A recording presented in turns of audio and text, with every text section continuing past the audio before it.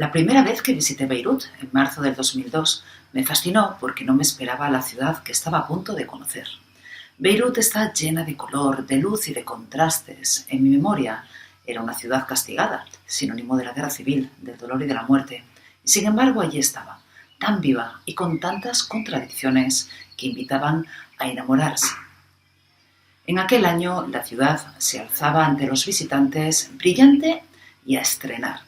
Acababa de ser reconstruida por un venerado primer ministro multimillonario que terminaría siendo asesinado unos años después con coche bomba, siguiendo la estela de tantos otros políticos locales, en una demostración de que el país del cedro, como suele llamarse, está cautivo por los intereses de otros países. Pero eso forma parte de la excepcionalidad del Líbano, el hecho de que todo cabe dentro de su mínimo territorio, apenas 10.452 kilómetros cuadrados, es decir, apenas el tamaño de Asturias.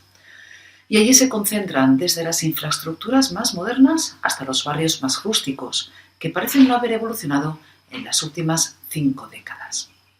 Los edificios de lujo conviven con campos de refugiados.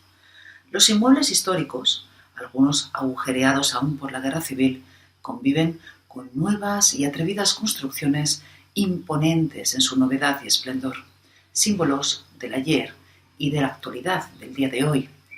El mañana nunca se tiene en cuenta, porque Beirut y el Líbano son, podríamos decir, el Atenas de Oriente Próximo. Es el lugar donde su gente antepone vivir, disfrutar, prosperar y amar a todo lo demás. Y un lugar donde, a pesar de las presiones, de los abusos y del secuestro de su población a manos de la clase política, se respira, casi en todo momento, libertad. Beirut es una ciudad azul y ocre, con cables enredados en sus edificios, cierta sensación de descuido y, por encima de todo, sensación de diversidad. Los cafés, los más tradicionales, y los restaurantes de comida árabe conviven con establecimientos importados de Francia o de Londres o de Estados Unidos, con marcas de lujo, porque a los libaneses les encanta el lujo. Y no debe resultar extraño todo esto porque fue colonia francesa y sigue teniendo enormes vínculos comerciales, políticos y sentimentales con Francia y también con Europa. No en vano, durante muchos años, a Beirut se la llamaba el París de Oriente Próximo, y para muchos, sobre todo para los árabes, lo sigue siendo. En comparación con el entorno, como digo, es un oasis de vitalidad y de libertad. Beirut es una ciudad profundamente diversa y también extraña. Allí las calles no siempre tienen nombre, y para indicar las direcciones a los taxistas es necesario explicar con referencias a qué barrio se está yendo.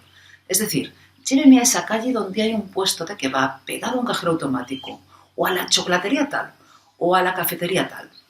Para desplazarse por la ciudad, lo mejor es tomar un service, un taxi compartido con otros viajeros que irán apeándose a medida que se aproximen a su destino. Y además suele ser la mejor forma y la más fácil de hacer amigos, porque en Beirut buena parte de la población habla, además del árabe, francés, inglés o incluso ambas. Beirut también es una ciudad bulliciosa, es ruidosa y es caótica hasta el extremo, pero eso también forma parte de su encanto. La razón, si es que hay una sola, es que los taxistas atraen la atención de los viajeros con las bocinas y que las mercancías allí aún se vocean y que los libaneses son, como nosotros, gente mediterránea, gente de sangre caliente, son comunicativos y calurosos. Hay tantos locales de lujo como puestos ambulantes, tantos turistas, cámara en mano, como refugiados palestinos o sirios. La música en bares y restaurantes resuena por las calles y cierto desorden perfectamente organizado dentro del caos es otra de las características. Digamos que se aparca en cualquier sitio, se conduce de cualquier forma. Como un día me dijo un taxista cuando se adentró en una calle de sentido inverso, "Mafi mamnua fi Lubnan", no hay nada prohibido en el Líbano. Y sí, claro que hay muchas cosas prohibidas, pero allí todavía, digamos que todo está sujeto a una interpretación personal. Los libaneses son los más emprendedores de todos los árabes. Las relaciones públicas son las relaciones públicas por excelencia, son personas hechas para el negocio y para la supervivencia. Su cariño hacia los europeos es inconmensurable, seguramente por la enorme influencia francesa, y así que hacen sentir a los occidentales como en casa. Cada año, nuevos locales de ocio, detrás de los cuales hay inversiones muy importantes, abren al público para cerrar al término de la temporada y volver a abrir inventados, de otra manera reinventados al año siguiente, de forma que nunca defraudan las expectativas. Todo es nuevo en el Líbano y eso ocurre sobre todo con los locales nocturnos, porque la vida nocturna en Beirut es muy activa. Los árabes son especialmente aficionados a la noche por las altas temperaturas de la zona durante el día, y eso explica que todo esté abierto, desde el puesto de falafel hasta los bares, hasta altas horas de la noche. Beirut también es la capital cultural extraoficial de Oriente Próximo. Cada verano hay festivales musicales y hay festivales culturales que atraen a los mejores artistas, a los más reputados de toda la región, y a muchos artistas internacionales también, salvo cuando las noticias ensombrecen este país tan bello y tan castigado por su situación geográfica, y sin embargo tan libre. Los problemas derivados de su mala localización no merman su capacidad de reinventarse, de evolucionar y de mejorar como sociedad. Porque Beirut alberga la que es seguramente la sociedad civil más activa de todo el Oriente Próximo, capaz de poner en jaque a la clase política para defender los derechos de todos los ciudadanos. En Beirut hay que recordar que conviven 18 comunidades religiosas, como en el resto del país, y ahí radica uno de sus encantos.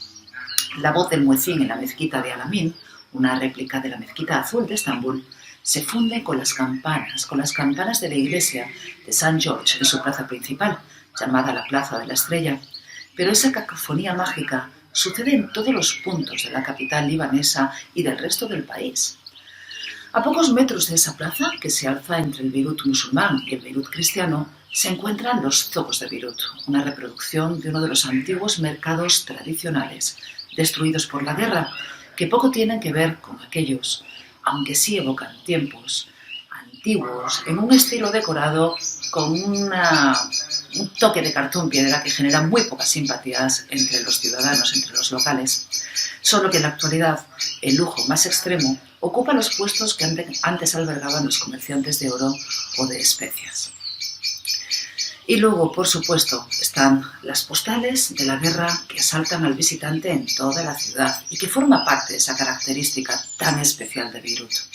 El Hotel Holiday Inn en El Reise sigue teniendo las paredes acribilladas por los impactos de bala, de mortero, de artillería de la guerra civil.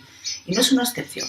Hay calles completas que son sucesiones de esqueletos arquitectónicos, pero como también hay bellísimos palacios de estilo francés o de estilo arabesco y antiguas casas tradicionales salpicadas entre edificios acristalados y torres de viviendas ultramodernas. Hay barrios cristianos, chiíes, suníes o drusos, pero la convivencia es absoluta, porque tras la experiencia de 15 años de guerra civil, pocos quieren dar marcha atrás. Y luego está el mar, el Mediterráneo que acaricia la ciudad, y la Corniche, o paseo marítimo, que es el lugar predilecto de los libaneses para correr, para pasear, para coquetear, para alternar y para reflexionar. Allí hay heladerías, hay cafés, hay puestos de comida rápida, mezclados con cadenas internacionales de comida también fast food. Las rocas de las Palomas, dos macizos que se han convertido con el tiempo en el símbolo de Beirut, hasta el punto de que ilustran los billetes libaneses, son los dos grandes referentes para los paseantes de este paseo marítimo. Todo cabe, en definitiva, en Beirut, y por eso es imposible no sucumbir a sus encantos y no regresar fascinado por la ciudad. Porque en ella, como he dicho, se mezclan Oriente y Occidente, tradición y modernidad, pobreza y lujo, bullicio y quietud, vida y muerte, y porque los libaneses, en su infinita resiliencia, hacen que el viaje y que la exploración de las calles sea una experiencia a recordar para siempre. Ellos son Beirut y Beirut son ellos.